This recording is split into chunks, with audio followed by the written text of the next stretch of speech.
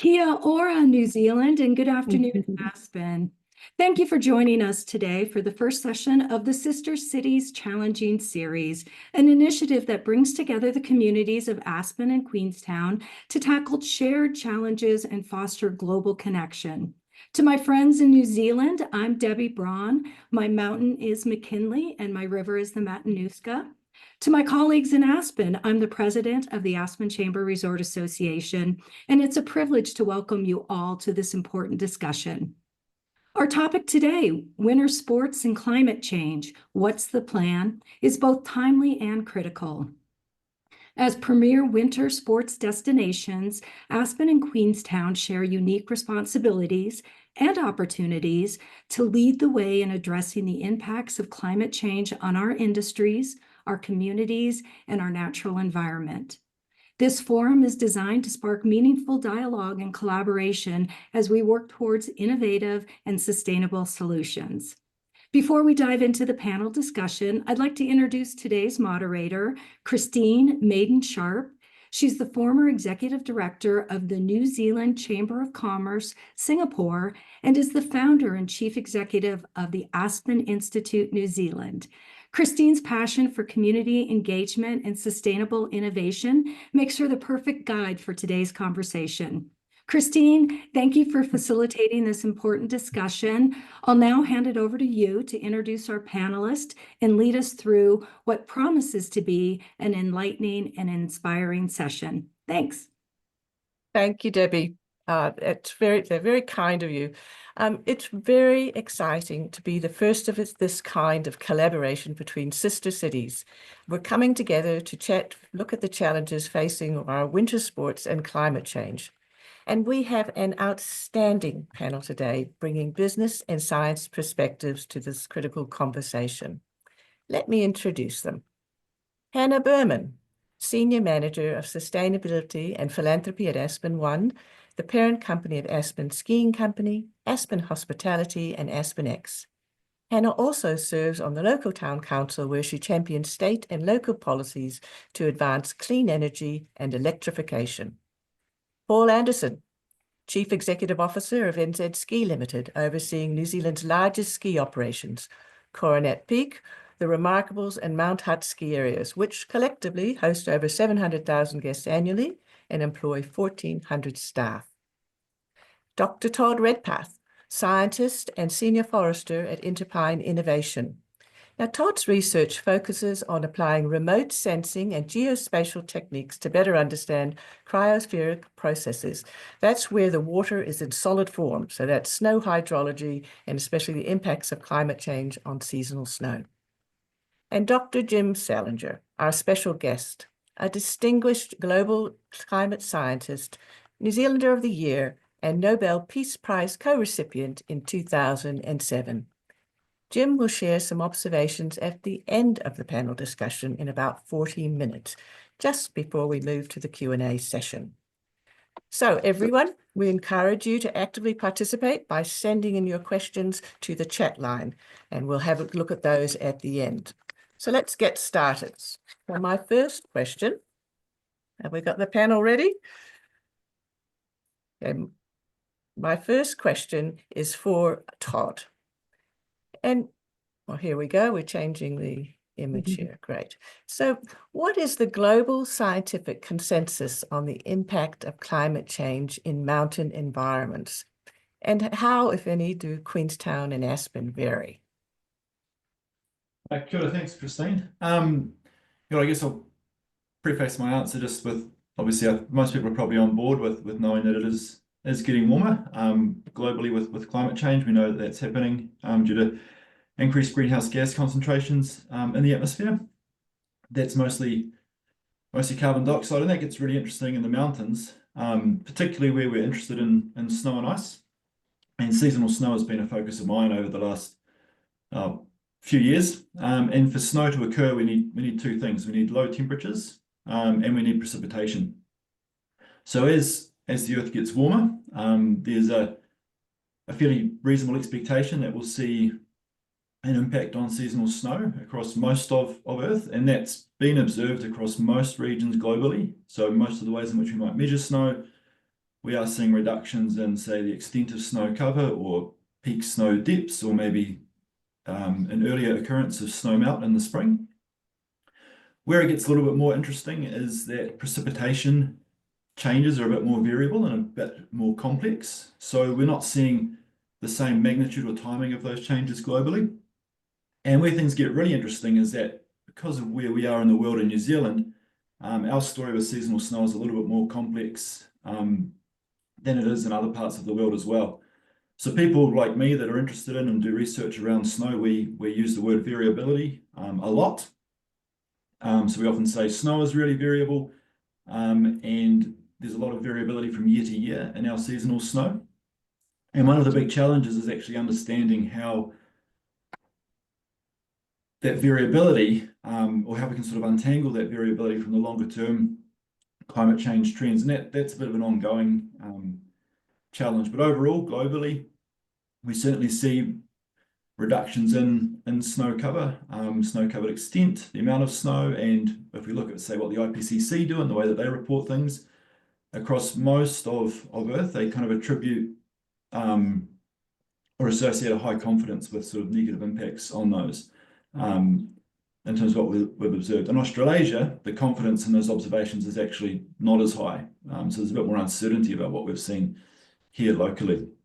So I guess overall, we know things are changing, but we also know there's a lot of variability. And so understanding exactly what changes are associated with that longer term climate change and what is more influenced by shorter term climate variability is still a bit of a challenge, and that certainly affects us in New Zealand in particular, possibly in contrast to places like North America and the American Rockies as well.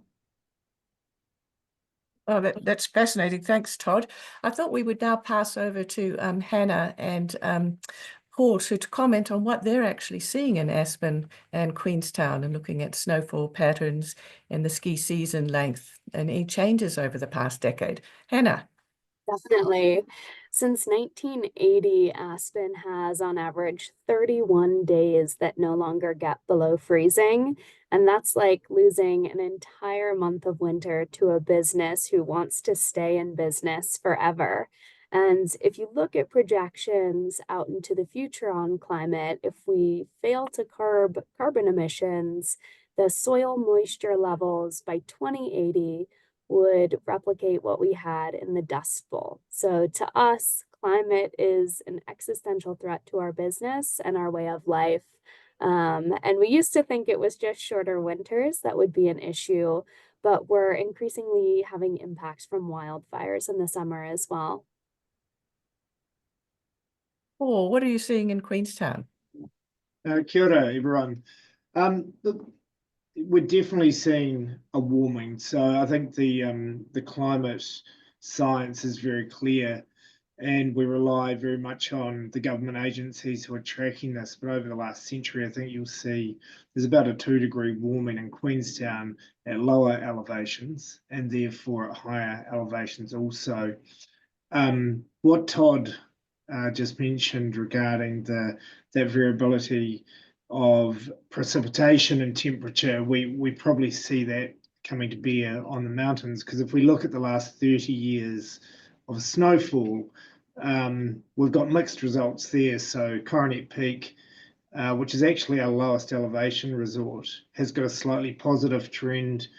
Remarkables has a flat linear trend, and Mount Hutt has a slightly negative trend. So I think that's that interplay between the temperature and the precipitation variation that you're seeing there.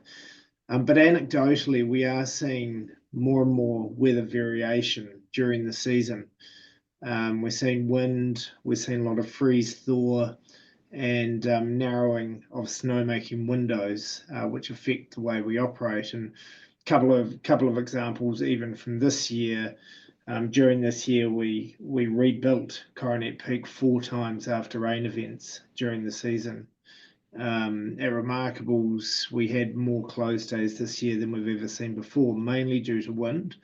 One day we actually had a 50 centimetre snow dump overnight, and then the following morning at mid-morning we had a warming of around 4 degrees, which within 1 hour, which led to a very unstable snowpack. So we're seeing those kind of variations affect the way we operate, and just needing to be very, very conscious of that.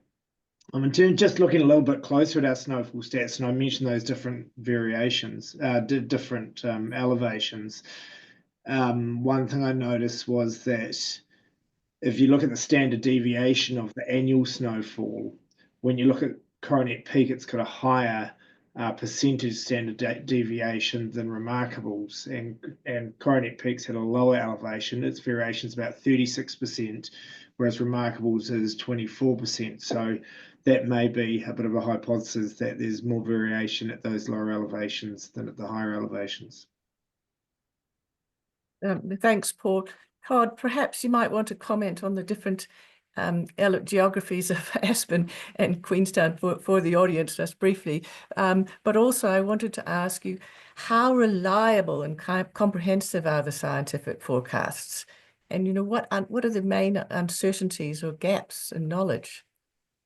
Yeah, it's really great to hear Paul talk a little bit actually about their records at the ski areas that they operate. Because for anything that we try to sort of measure and then or to forecast in the environment, we first need some sort of observation or measurement with which to build models to do that forecasting work. And there's a really nice contrast, or a really stark contrast, between, say, North America and New Zealand in the way that we actually observe seasonal snow. So in the United States, there's an amazing network of weather stations that are monitoring the snowpack called SNOWTOW. That's mostly been established for managing water resources. But there's a whole lot of sort of spin-off benefits from that. It helps us understand what's happening more generally in the mountains. And there's some really nice, impressive long records throughout the continental US. A lot of Europe has similar high quality and long observation networks through the mountains. In New Zealand, our mountains, by global standards, I guess we'd say they're under-observed. So outside of the ski areas and a handful, a dozen of high altitude weather stations, we actually don't really have long records to tell us about what's been going on in the past. And it makes it really difficult to actually build and calibrate models that we can use to forecast or predict what might happen in the future.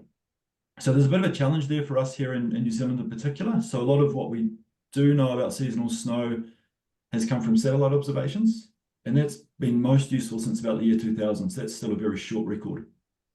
But with satellites, we can measure snow cover, and we can measure snow depth now, but that's a bit more challenging. Seeing snow cover on the ground tells you a lot, but it doesn't tell you about, you know, if you want to go skiing, you need to know how deep that snow is. So it's worth keeping in mind that those observations in New Zealand are relatively limited, and certainly compared to other mountain regions globally, we've got what we often call sort of a scarcity or paucity of data, and that's made it really hard for people to sort of evaluate both historic trends, but also to sort of develop models that would help us forecast better. And basically what happens there is you have a model that, or what you would want to have is a model that basically tries to accumulate and then melt the snowpack driven by climate processes that come from a climate model. So you take a global scale climate model and then use that to drive a smaller or more local scale snow model. But the really high quality models that are being used elsewhere in the world, they take a lot of work to get going. So we're not using models like that in New Zealand yet. There's a little bit of really exciting work happening in the water resources and sort of river forecasting space to try and improve that. But I'd say there's quite a lot of uncertainty here in New Zealand, and if we're trying to be, say, really granular and say for a specific ski area what the future looks like. We don't really have the tools here for that yet. There's certainly tools available. So at a high level, we could say it's going to get warmer. We'd expect there to be less snow, but precipitation changes remain a relatively larger uncertainty. There's a bit more complexity there. And then Paul also mentioned the wind, and that's actually a really big challenge when we say try and do these things like measuring and modeling snow in New Zealand. Our mountains are really windy by kind of global standards. We talk to colleagues in North America and Europe, and I'll talk about wind events affecting their snowpack. I'd say people that sort of spend their time in the mountains in New Zealand, it's very rare that you have snowfall occurring without wind, and it's almost always affected by the wind really shortly after. So temperature and precipitation are the two things we think of sort of straight away that affect the snow, and they're two big drivers. But there are things like wind and changes in the wind. Solar radiation is a big one for driving melt. And the winter that we've just had in New Zealand was an interesting one. We had almost 5 weeks of high pressure and really sunny conditions where we didn't get any precipitation. It wasn't too warm, but that actually started to have a bit of an impact on the snow melt, especially lower down, led to a lot of melt midwinter. So yeah, there's certainly uncertainties there, and a lot of that actually comes back to relatively limited observations of what's happened to date. And in New Zealand, we're a little bit behind other regions globally in terms of being able to understand that. The flip side of that is there's really neat work being done in the Northern Hemisphere in particular that hopefully we could capitalize on some of that and try and bring that here too. Hannah, that might be a good segue for you. You might have something to comment on that before we move to the next question. Yeah, definitely. And I think what Todd touched on is also something we hear from guests when they're trying to understand climate and they see our snow stakes, they see them looking good, particularly today, and understanding what long-term variability means between weather and climate, I think is a key piece of helping resorts like ours communicate, what is happening on climate and what those longer term trends are and the impacts that has on communities like ours. So Hannah and Paul, the question I would like to move to now is how are ski resorts in Aspen and Queenstown adapting their strategies and their business models? And at what pace is this change occurring? Hannah, perhaps you'd like to keep going. Yeah. We have expanded into summer for many reasons, but climate is certainly one of them. So we have incredible mountain biking. We have the Lost Forest, which is a lot of different activities like an alpine coaster, which had a coaster ride, I think on average every minute or so last summer.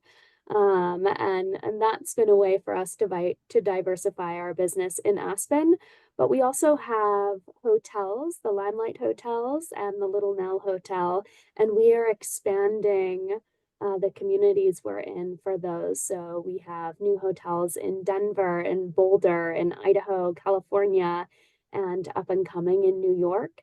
And that's another way for us to diversify our business, to respond to various business incentives, but also to the variability we see here locally on the ski season.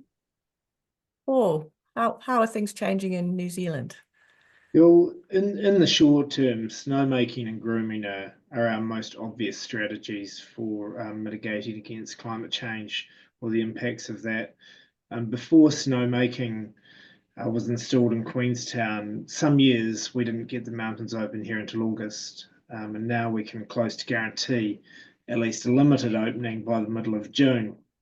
With snowmaking, Coronet Peak actually has the largest snowmaking system in the Southern Hemisphere, and combined with Remarkables, we've got more than 380 guns at our Southern Lakes resorts.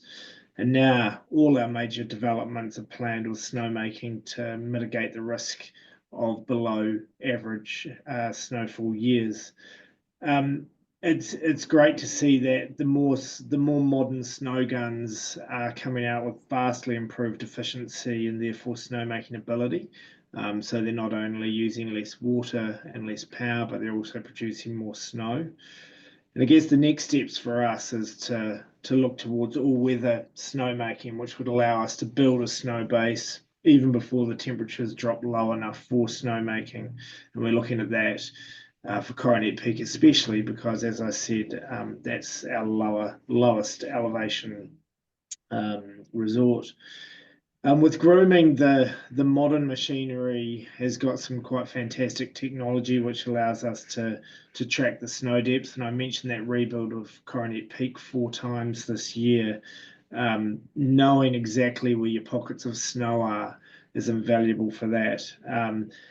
And on top of that, it can lead to far more efficient grooming operations because you can study the patterns that you're grooming your resorts and make operational changes to make those more efficient, which of course has tangible impacts on your decarbonisation. In the longer term, Probably the simple things are expansion. We would look to go higher, and we would look towards slopes that are facing the south, because that for those in the northern hemisphere, our southern slopes are the shadiest slopes, so they will retain the snow. And of course, our decarbonisation initiatives. That's really our core focus for the longevity of our operations, taking those tangible steps to decarbonise and perhaps provide a template or examples to share with other organisations. And I'm sure we'll talk a bit more about that later. Yeah, I Thanks. think Thanks. the Yeah, go ahead, Hannah. Yeah, the decarbonization bit, I think, is critical for us as well. All of the mitigation and the diversification of our business is important. But like Paul said, to be able to combat the root cause of climate change, we have to be able to decarbonize our businesses. And New Zealand folks, you'll know this, but you all are miles ahead of the United States on where your power comes from. Paul was mentioning it was upwards of 80% clean energy supplied to their resorts. And that is why resorts like Aspen have to work on a more systemic level to try and catch up on clean energy. So we'll work with our utility board to get clean energy and things like that to curb that root cause and underlying problem. Thanks, Hannah. That's absolutely fascinating. And I was just wondering, if we took a step back to the actual ski fields in Aspen, I was really interested in how, Paul spoke of the activities that they're trying to in terms of mitigating the snow variability, the snow grooming, snow guns, operating for longer. What sort of things are you seeing in your ski fields? Just to keep the business model of providing snow, having the skiers come, keeping that alive and flourishing. Mm-hmm.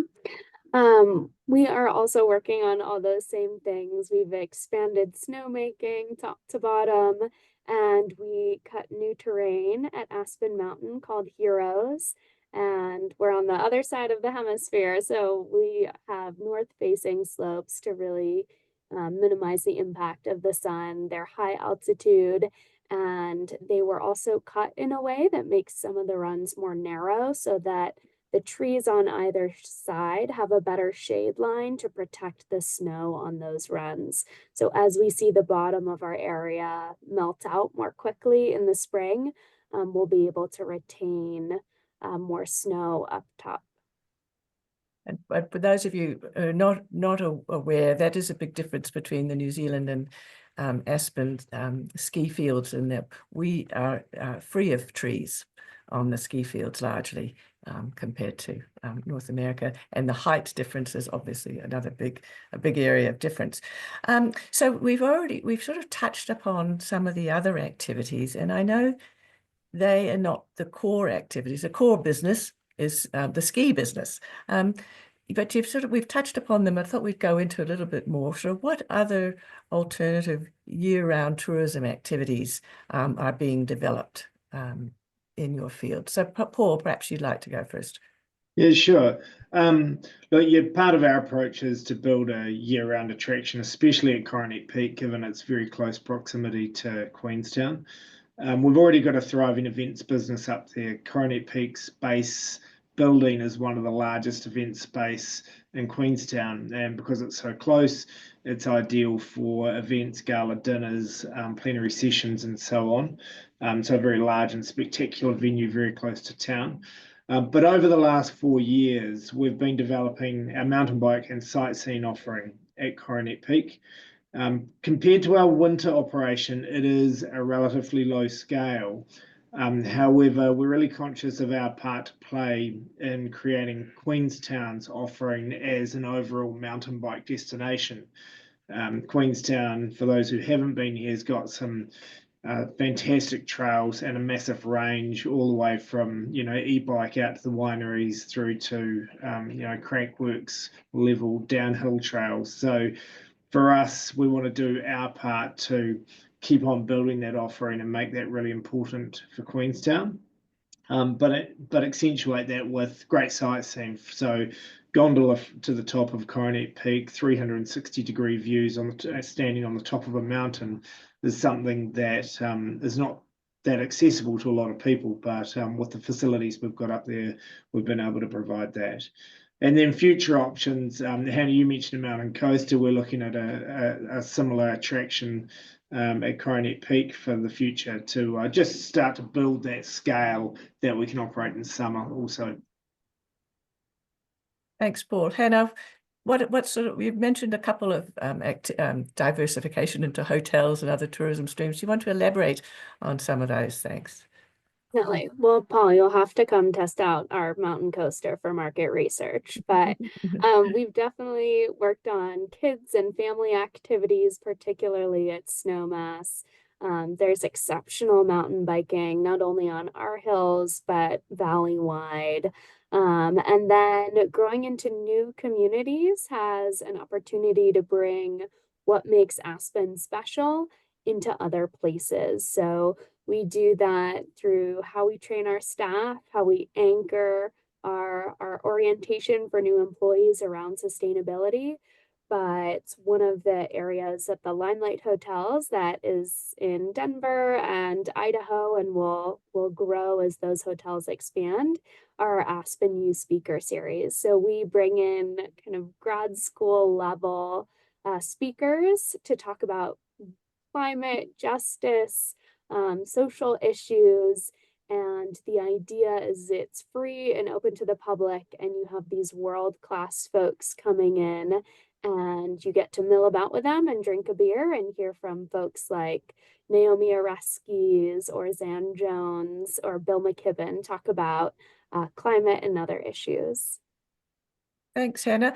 I thought we'd now move to just Todd.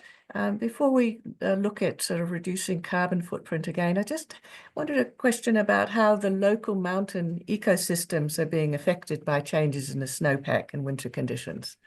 What do our communities sort of have to watch out for?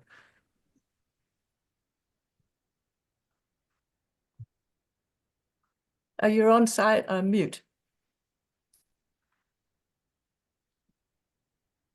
Are you? Is that better? Yes. Awesome. Not sure what happened there actually, but yeah. So I mean, snow's obviously great for skiing and snowboarding, and that's certainly what got me really interested in it. But it plays a really important role in our hydrological cycle in particular. So we often talk about snow being like a reservoir. It accumulates in the mountains during the winter, and then it melts in spring, and that provides a really important source of runoff for many aquatic systems. We're a little bit lucky in New Zealand actually that our precipitation is fairly consistent through the year. So the snow reservoir is important, but we don't depend on it like some other regions globally. The west, southwest of the US, South American Andes, parts of Europe, certainly parts of sort of Central and High Mountain Asia, snow melters can almost dominate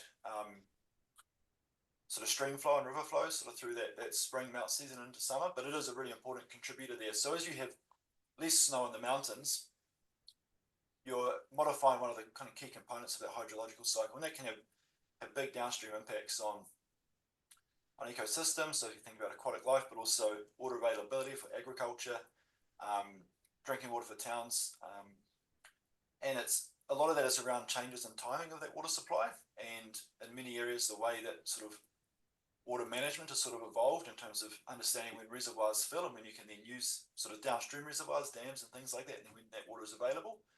In New Zealand, we rely on that a lot for power generation.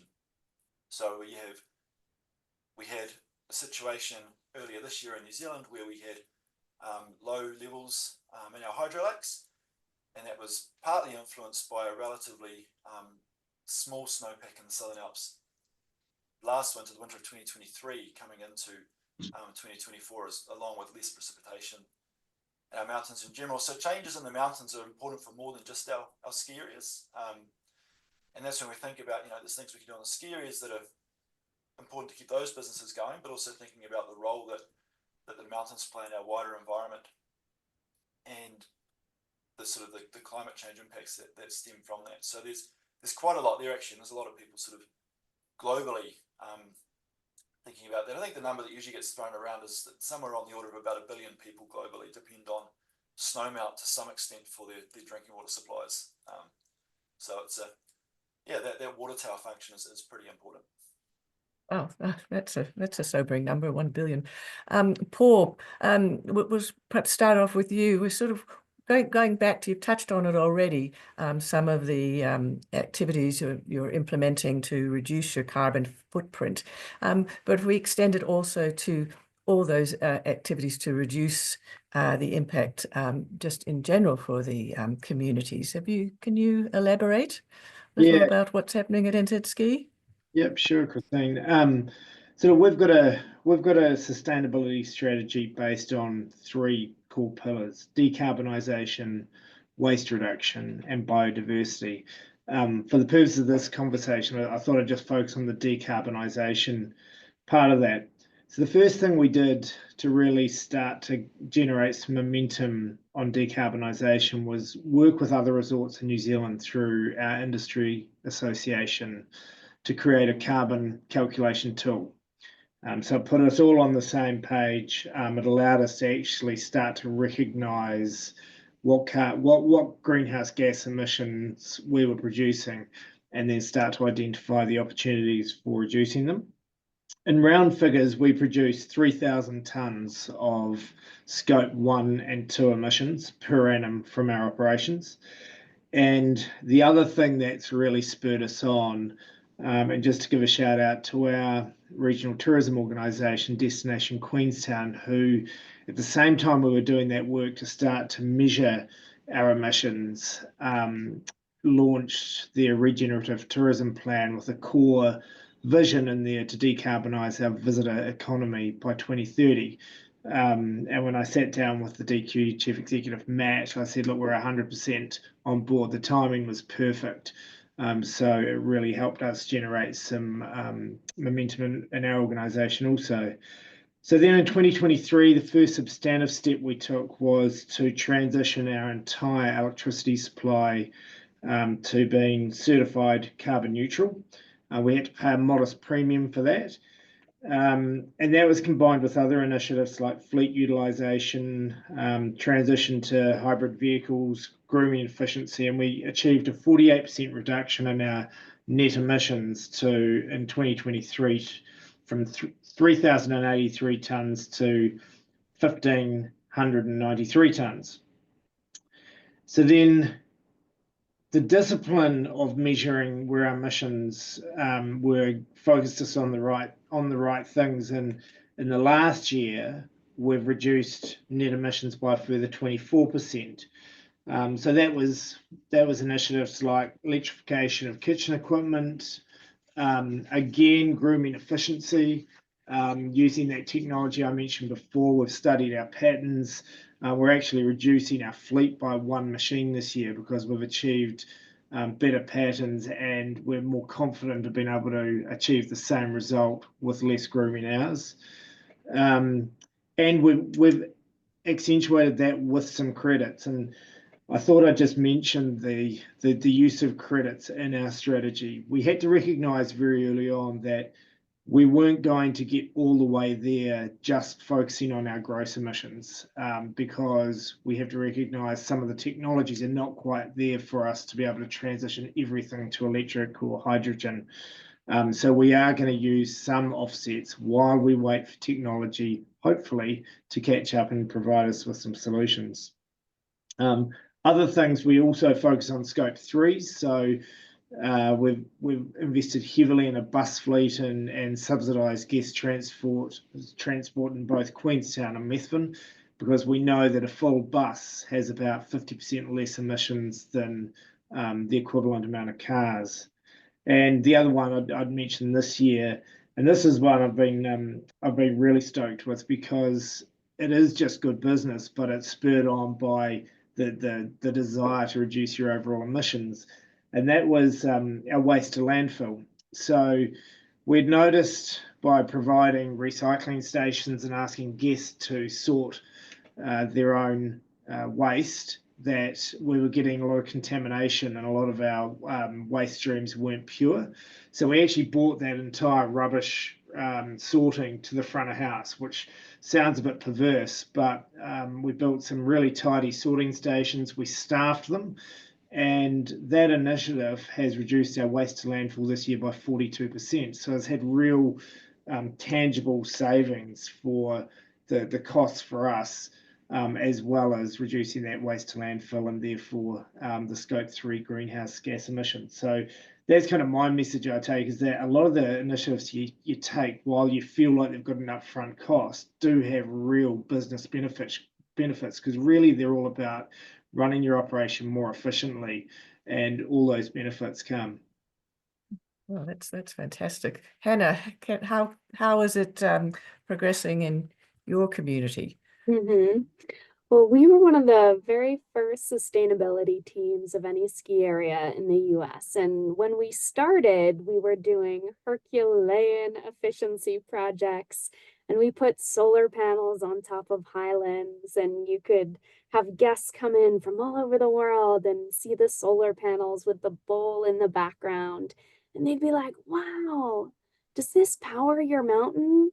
And we'd be like, no, this barely turns the lights on in the bathroom. So that's what cued us into realizing we needed to think beyond ourselves and think bigger.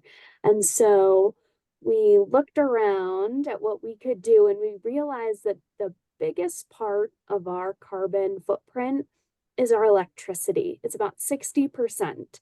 And if we could change our utility board to go from, staunch oil and gas supporters to climate hawks, we could help not only our energy supply, but the energy that's coming into the community, the energy that's going to Vail, our largest competitor, and others. And so we helped some climate candidates run. They were actually the first 2 women to get elected to the board.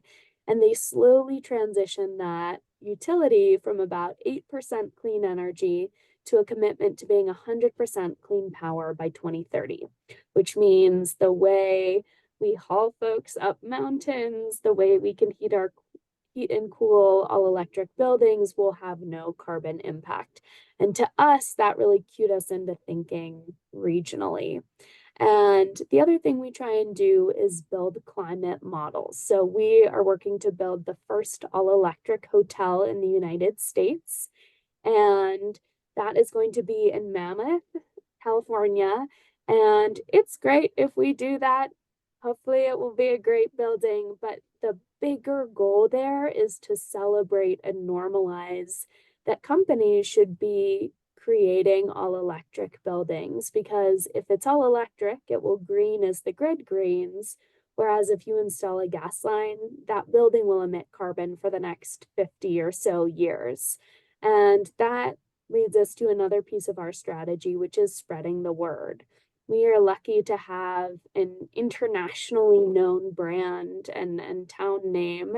And so the more that we can use our platform to talk about climate and the impact that has on our community, and talk about what meaningful solutions look like, the better. And there's always been an Aspen idea where people can come to this town and they're in this beautiful natural environment and they have an open mind. And if you expose them to art and new perspectives, you'll be able to go back to their communities and take some of those progressive ideals with them.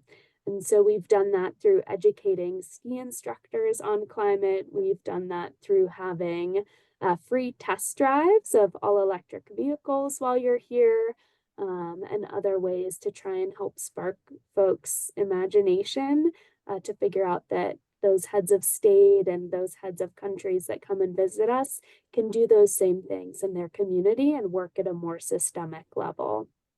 Well, that really highlight, I think, the contrast and the parallels between Aspen and Queenstown. The base of the core supply of electricity differs, and that has driven what each of you are doing. And I mean, it's very encouraging to hear the commercial viability of the initiatives that have been put in place as well. I think a lot of people we'll take that away from this conversation. So now I'd like to move to, we're getting towards the end. So people, if you've got your questions, please put them through to the chat line there, not the chat bot.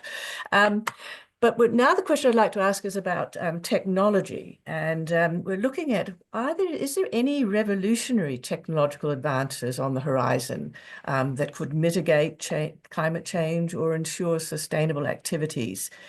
And secondly, any notable examples of collaboration between ski resorts, climate scientists, and technologists? Perhaps we'll ask Todd to chime in here first. Cool, thanks, Christine. I think in answering this, I'll first reflect on some of the responses that Paul and Hannah just made to your previous question too. I mean, as someone who uses technologies like GPS for a whole lot of sort of environmental monitoring and measurement and things, and I've actually been lucky enough to take a ride on one of the groomers up Coronet Peak a few years ago, and seeing that system in operation is pretty impressive actually, and getting an understanding of how that can be used to kind of make the most of the snow that's there and really understand the snow cover, the snow pack on the mountain, and as Paul said, actually optimize the use of those groomers, which burn a lot of diesel. So if you can reduce the amount of diesel you're consuming to run the ski area, then that's a great thing. And also in terms of the actions that have been taken already around reducing emissions, I think it's worth keeping in mind when we talk about what the future might look like in terms of seasonal snow and obviously our ski areas.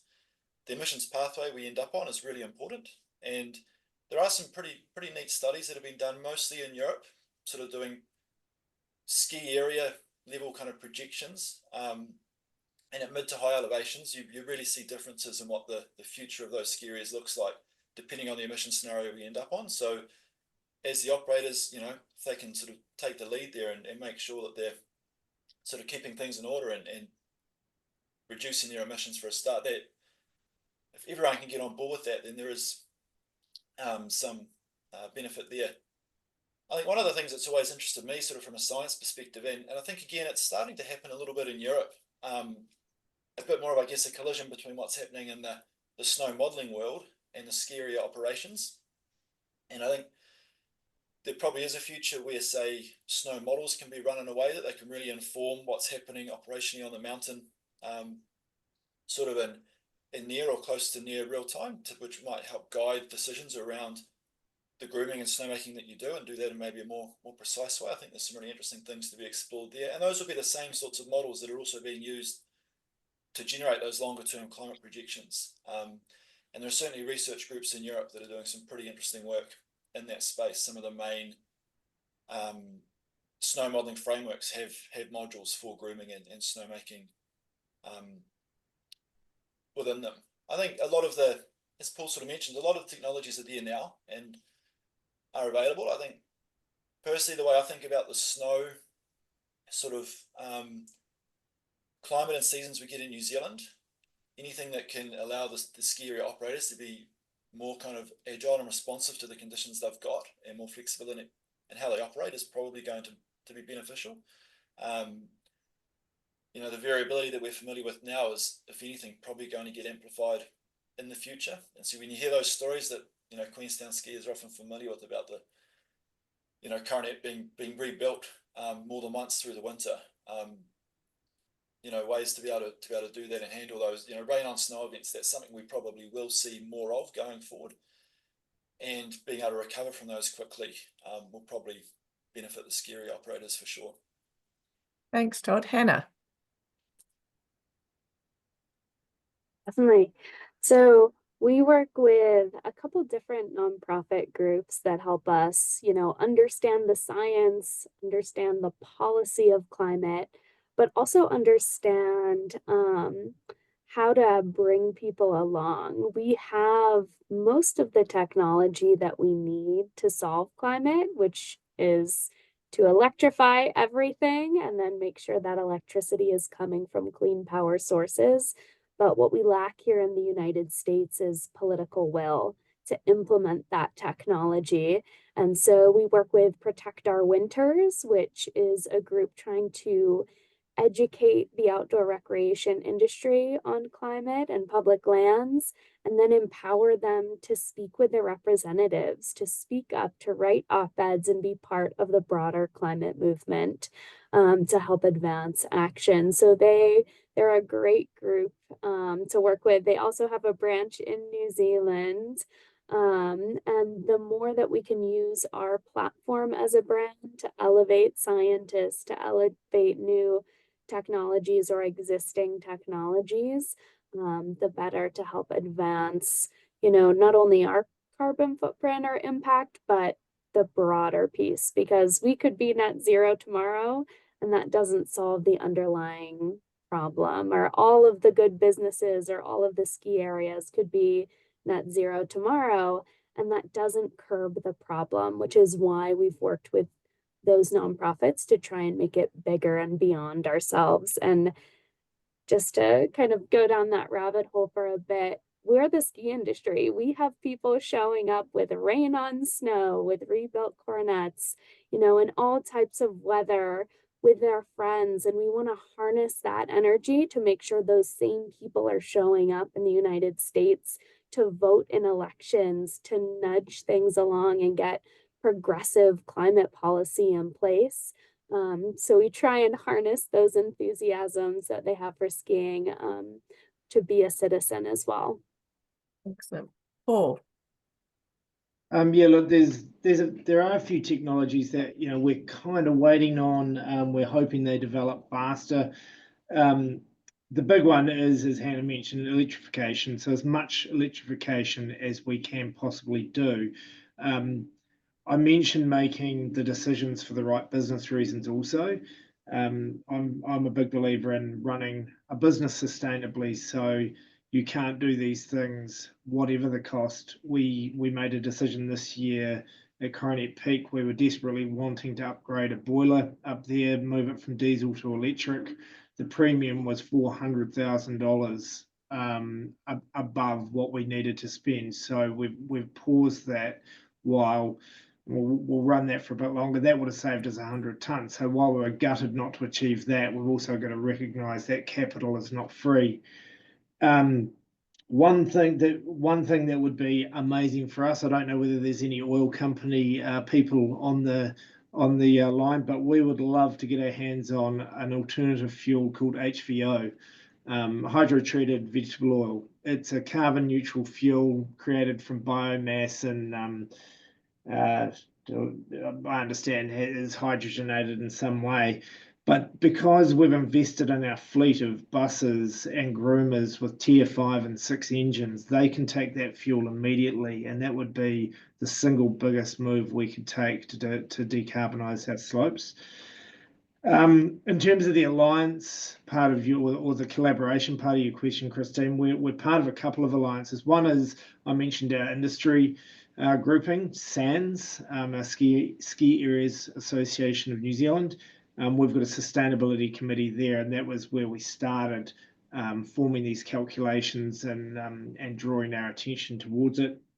And part of our efforts have been recognised also with NZ Ski invited to join a Norwegian-based company, Ski Stars Global Sustainability Alliance, to share those initiatives across not just ski areas, but also different countries. So we're really excited to be attending a meeting in the Northern Hemisphere this winter, the Northern Hemisphere, and get some ideas. But really, I think there's no single silver bullet, and while we're waiting for those technological advances, it's really important that we take tangible steps. Whether it is, one of the things we did this year was utilizing our fleet, or looking at our fleet utilization, encouraging people to pick up passengers to lower that per seat diesel emissions. So every little thing is going to make a difference, and probably most importantly, I think it's employing people who care about this stuff. I've got a senior team I'm really proud of. They really care about it, and it's starting to get built into everything we do through our business planning, through our operations, and that's probably the biggest single impact, because then those big step changes will come through the innovation they show in planning. Right, that's a nice shout out for your team, Paul. Excellent. in closing, what would you, each panelist, what would you like the audience to take away with them? Perhaps we'll start with you, Todd. I think a key thing for me is that, and actually good to hear Hannah mention Protect Our Winters. So I'm fairly involved with Protect Our Winters here in New Zealand, and we've recently got a Science Alliance up and running, which is sort of small steps, but really exciting. I often talk to people who kind of are pretty keen, or not keen. They're kind of maybe thinking they just need to write, skiing or snow sports off pretty quickly. It's not a foregone conclusion that we're going to see the end of our snow seasons. But it really is, the emissions pathways we end up on, that sort of thing will make a difference. Certainly by the middle of the century, we'll start to probably see some changes. And by the end of the 21st century, those emissions pathways, whichever one we end up on, will have an impact on what those snow seasons look like. So at a range of levels, the actions and things that we take will have an impact, and that comes right from, the sort of the organizational things or individual things that can be done, but right up to actually there's also a need for stronger and more coordinated action at that governmental level as well, to sort of make sure that we're all working towards that same goal. But I think that is a key thing for me is, the snow isn't going to disappear completely tomorrow or next year. In places like New Zealand, we often, we have to deal with sometimes pretty fickle conditions in the mountains. That won't change either. And I think the more that we can sort of get our heads around that, the better position we'll be in. Hannah. What Paul had said at the end, that having a team invested in sustainability is key to this, is incredibly true in Aspen. The reason that our sustainability team gets to work on policy and advocacy is because we have individuals across the company who are greening up procurement, who are implementing composting in restaurants, who are speaking up and using their voice to, change local building codes to be more green, or educate the community on protecting public lands. And I think the biggest takeaway that folks can bring from this is that individual action is meaningful, but it may not be the actions that you kind of generally see, like bringing your reusable water bottle or biking to work. Keep doing that. We'll keep greening our operations, but your biggest leverage on climate is your voice and your influence, whether that's over a supply chain, whether that is over local or state level building codes or policy. And the more you can leverage your influence to advance progressive climate policy or behavior or initiatives, the better. And that's to be supported and celebrated. Thanks. And Paul. Yeah, I think for the audience, it's recognize the initiatives that companies are making and provide that feedback, both good feedback, because that encourages us to continue, but also constructive feedback where there might be ideas to do different things. And maybe also just being a little open-minded about some of the things that are done. On the whole, I think, two of those big things we've done that have been quite noticeable to our guests this year. One was the sorting stations, and that got fantastic feedback. And also one of the kind of downstream benefits was we found guests were actually bringing their own trays up to the sorting station rather than leaving them on the tables, which was awesome. The other one was our carpool priority initiatives, which for some guests who thought they had the right to drive themselves in a single-use vehicle and park in the best car park on the mountain, we had to kind of change their mindset. Was just encouraging them euphemistically to be a little bit more open-minded and suggest that a family with a full car might be better to take the priority car park. And on the whole, it's been great. The ones who have a negative reaction probably don't share our values, and we probably invite them to ski elsewhere. But it's just that it's recognizing companies that are doing the right thing and encouraging us to continue. Excellent. So now I'd like to invite our climate scientist and New Zealander of the Year, Jim Salinger, to make a few observations about our discussion now before we go to the Q&A. And it's a good thing we've got some good questions popping up on the chat line there. Thank you. Jim. Yes, can you hear me? Yes, we can. Good. Well, firstly, Queenstown is one of the areas of New Zealand that has superb climate records. They started in terms of temperature in 1931, and in terms of rainfall go back to 1871. So it's one of the places with long records. Grand Junction, California certainly goes a long way back, and when I looked at both those records, they show an amazing increase in temperature of 2.5 degrees centigrade since 1931. So we've actually gone way beyond 2 degrees of warming in both areas. So much for keeping warming to 2 degrees.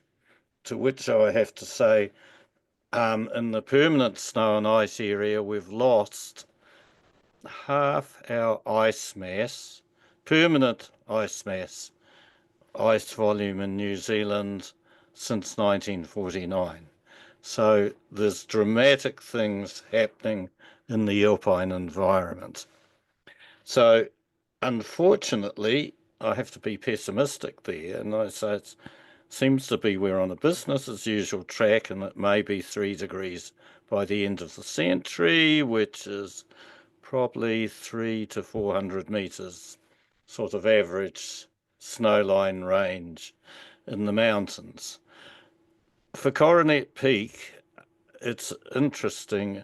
If you're in Ruapehu area, that's well, it's curtains already. I don't know why they're keeping to finance that. I'll just interrupt there, Jim. For those who don't know, Ruapehu is a ski resort in the North Island of New Zealand. It has a very different climate than where we are. Thanks. Yes. What we have, which is interesting when you compare it with Aspen, is we have a alpine oceanic environment. And this was caught by Paul when he said, okay, well, we had this cold snap, then next day it was 4 degrees warmer. We are very much affected by what happens, what blows up from the southern oceans or from Australia, and you get rapid changes. It's not like Aspen, where once you're cold, it stays cold. So, in fact, it makes the actual operation much more challenging. And I think Paul talked about how they had to rebuild the ski areas 4 times this year. And what that points to is, as I said, the fickleness of it. And what in New Zealand, what you have to get is a specific weather situation where you get a low off the west of New Zealand pushing on cold west-northwesterlies with showery precipitation. That brings the snow in, and that goes along with also interesting observations that Paul has noticed, that it's actually got more precipitation in the west of New Zealand and the Coronet Peak area, whereas up north in the Mount Hutt area, it's got a bit drier, which is the trends that are expected. So it's a very challenging environment to actually try and manage in. Seasonal climate forecasting doesn't help you too much because you've actually got to get the specific weather situation which will get the snow in, which is lows to the west-southwest of New Zealand and screaming cold west-northwesterlies which are wet. And that brings us in brilliantly, and I think Paul will agree that this winter was a challenge. We didn't get any of that until suddenly in September, and there's 1/2 metre of snow up there and no staff to do anything because they'd been rostered, obviously, with school holidays from Australia, etc., and staff planning. So there are your challenges. If we could predict these weather patterns, that would be perfect. But I'm afraid that sort of seasonal forecasting isn't up to that. All seasonal forecasting will tell you, like in the next 3 months, we're in La Nina. La Nina actually does bring more west northwesterlies in September and October. So note that, Paul. And so that's high precipitation, but then it goes warm and dry. So there's this problem. Now but there is one opportunity, and I have to raise this. Queenstown has unusually clear skies. So the opportunity for Coronet Peak, although it's not a dark sky reserve, it should do what they do on Mount John, which is have astronomical tours, and you've got long winter evenings, and you do get auroras from time to time, which are magnificent. And if you started at it's not dark sky, but there's a lot. I remember going up Mount John, and they have these laser lights which point right up to the stars, and you can do a lot of education, and people love it. I reckon that would be an ideal application for Coronet Peak because it's so easily accessible and to get up to, and you've got a great platform that looks to the south and Queenstown's very clear skies. As I said, it's not a dark sky reserve, but there's a lot you could do with that. Thank you, Jim. That's wonderful to end there on the opportunity because certainly the challenges are numerous, but from the conversations we've just had with Hannah and Paul and Todd, the ski resorts are rising to the challenge. I think another challenge for the community will be improving the seasonal forecasting, collaborating on research. These are all good things to pick up from this conversation. So I would very much like to move to some of the questions, and there are a few here that relate to transport, whether it's traveling by gondola, sharing rides, or traveling on an electric bus. Getting to and from the fields is a big issue. So perhaps, Hannah, would you like to just comment on what's happening in Aspen? I love this question because transportation is a key part of climate action, whether that's, increasing public infrastructure in our area. That means RAFTA, our public bus system. It could mean taking people to the mountain in a different way, like a gondola.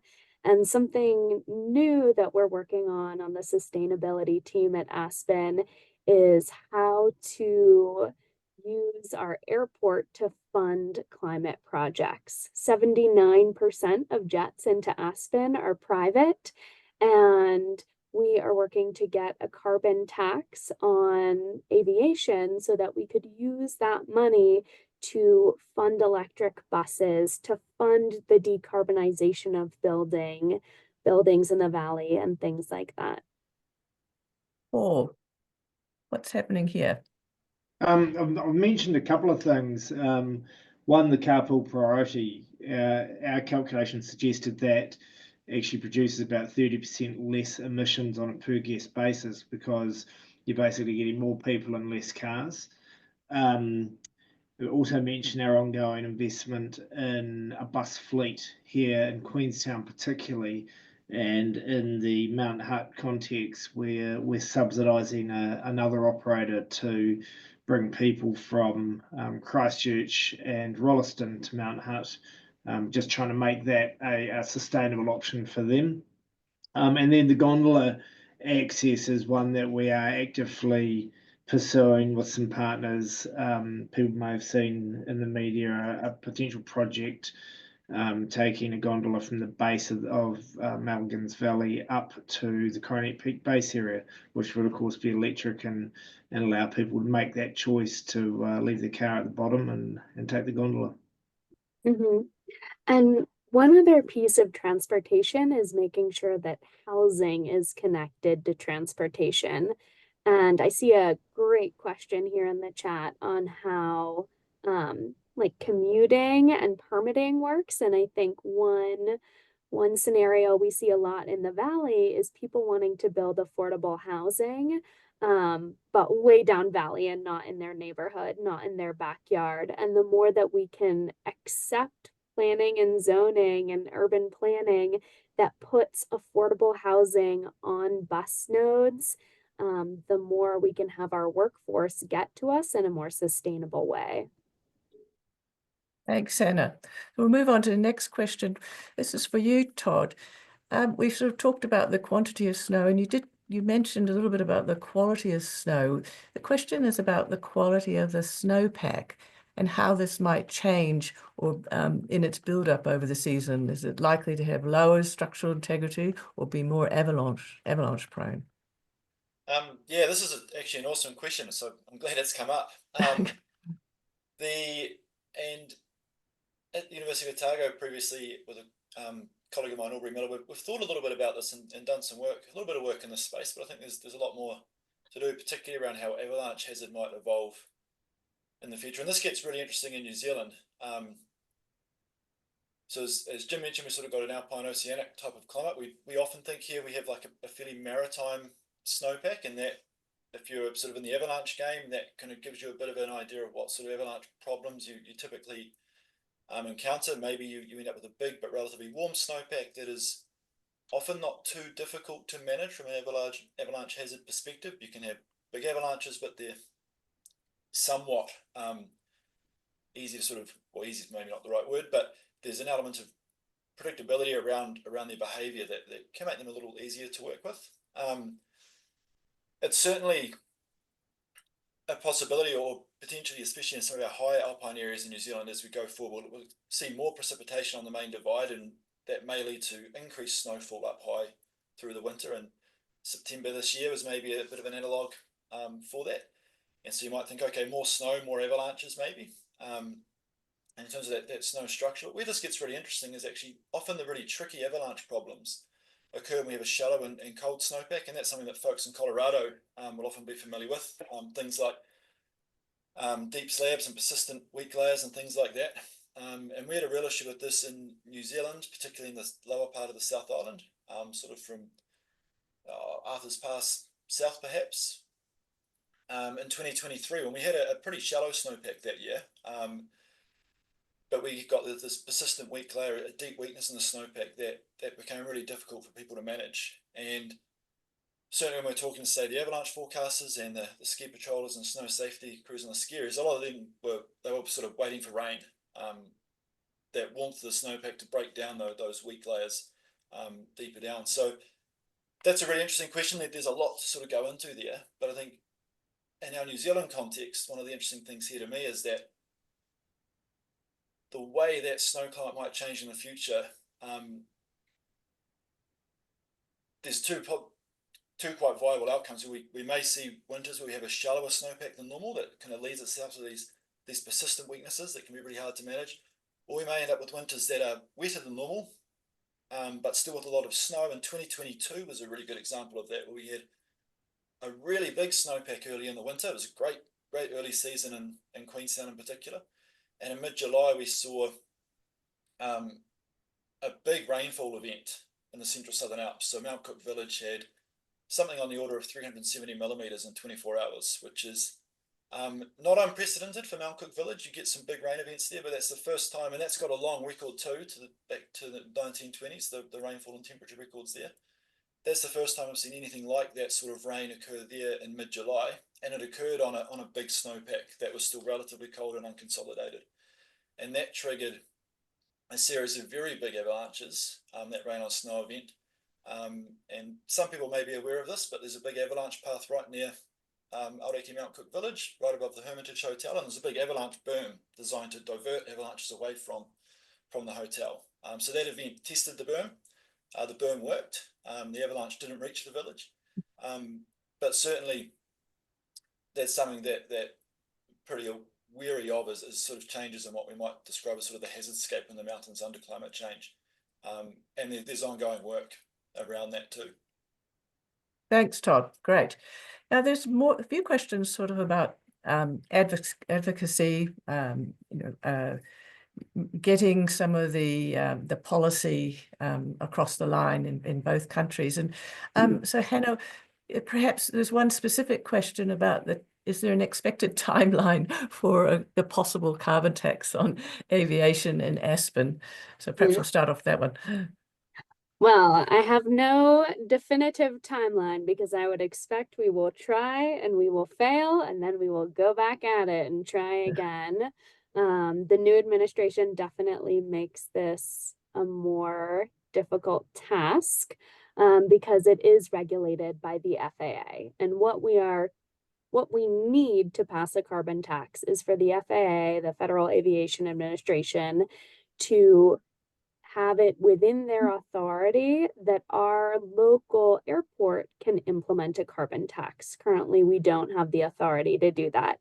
And so step one is figuring out if there's something within the FAA charter that allows them to authorize that.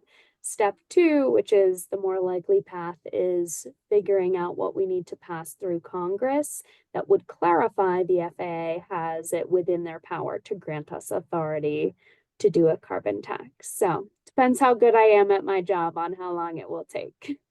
Okay, well, we'll come back to you on that in a few months, see how you're getting on. Paul, there's more questions about sort of perhaps the role of advocacy in New Zealand. And in fact, then there's a good suggestion here from our leader of Destination Queenstown, Matt Woods, and he's talking about using the superpower of skiing, which is that globally he says there are 370 million skiers. And my question from Matt is, how do we best influence this group of global skiers to influence change? Oh, Matt, good question. I guess from our perspective, it is yes, advocacy has a role. Our focus to date has been on taking tangible actions ourselves to demonstrate what is possible, and what is possible within a business environment. As I said, the initiatives we've taken, while they've been driven by the measurements and observations we've made around decarbonisation, they have all had positive business impacts.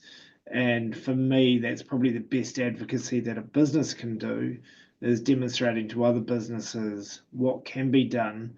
One thing we probably haven't done widely enough is tell our customers about what we're doing. It's available on our website, but we need to find other opportunities to share that and get them to value what we're doing also, so they can spread the word. But yeah, definitely, using the ski industry to drive that change is an opportunity that we should explore further. Excellent. Can Hannah, I did you jump want in to comment? briefly? For us, it's been about guest contact points. So one way we've reached guests is putting down the bar and having an advertisement about sustainability that said conventional thinking on sustainability isn't curbing emissions, but what if we use power, money, and voice to attack the fossil fuel industry? So there's all these kind of creative ways to get guests involved. That sounds like something perhaps we could take up here. Jim, this question is the last question for you. So relating to using technology, what's your opinion on using AI to try and solve some of these issues due to the high energy cost of AI? So one hand you take with one and give with the other. You're on mute. There we go. There, you can hear me. Yeah. Yes. Maybe in terms of the actual modelling area and what we're very interested in is, well, Paul will be very interested in getting the specific weather patterns that actually push down the snow. And what we need to do is improve Southern Hemisphere climate modelling. Improving Northern Hemisphere climate modelling won't do it. We need to, the Bureau of Meteorology in Australia have their access model. You're better to use local models to try and eke out whether it can do, in a sense, seasonal themes where you might likely to see the type of weather situation which will push down snow in the southern New Zealand, and it tends to be, I guess, similar for Mount Hutt. Would it be that, Paul, in terms you get the similar patterns which will do it for Mount Hutt as in Coronet? Yep. Yeah. Yeah, for sure. So basically, you want to tune your models that can indicate the likelihood of that. We're down to, you can actually get patterns that give weekly patterns, and there's usually hints in there what's happening, whether it's cyclonic, west northwesterly, or other things. And that certainly showed up for this week, which is what happened. And so you can get it at the 7-day level, but I guess for planning you want something a bit longer. Thank you, Jim. Right, I think that's a wrap. This has been an absolutely fascinating conversation, and it marks a significant milestone as one of the first, and I'll claim it globally, where in instances of sister cities are coming together online to address shared challenges. And there have been a number of parties involved in this. Apart from Aspen Institute New Zealand, we have the Aspen Chamber Resort Association, Sarah Reynolds Lesser particularly there, City of Aspen, QLDC, New Zealand Chamber, Destination Queenstown, and the Aspen Institute. And so it has been a collaborative effort. And I think that that is the message that we'd like everyone to take away with them, that through collaboration, we can achieve a lot more. And there is obviously a lot to be done in this space. So I'd like to also thank the panel, each one of you, for giving up your time and sharing some really fascinating insights. They have been most valuable. So please, everyone, keep an eye out for the next installment in the series. Yes, Jim, go ahead. There's likely to be an aurora tonight. Oh, really? Yeah. Oh, So well. those people got clear skies and want to go up mountains. I'll have to change my backdrop from the snowy, misty one here. I think Todd's got the one that we want. Possibility. Okay, well, The there you go. The index. Well, we'll all rush up Coronet Peak. Paul, get ready for us. But anyway, well, it's also the Northern Hemisphere. So. All right, and Northern Hemisphere, excellent. Yes.